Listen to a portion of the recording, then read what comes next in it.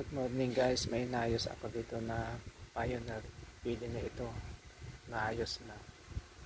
Yan o, stereo amplifier A-656.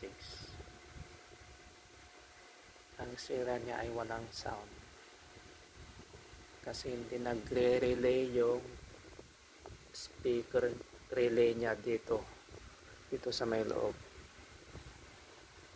Ang nasira ay itong dalawang transistor A13 auto tsaka C3281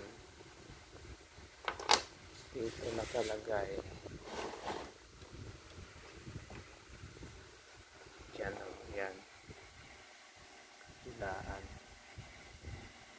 Bago nyo ilagay yun guys, mag-check muna kayo ng voltahe dito. I-check nyo yung bias nya. This emitter 0.5 volts ang makukuha nyo. This emitter, ganun din sa kabila. Ito yung pinalitan ko. Ito, gumagana.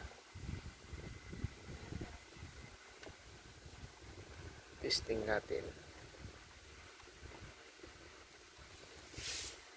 Nakasaksak na. Power switch on natin.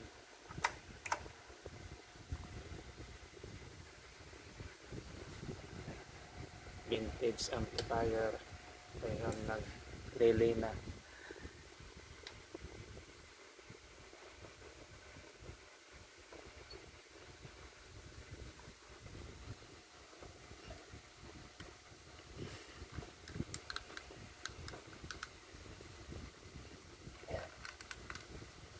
Yan.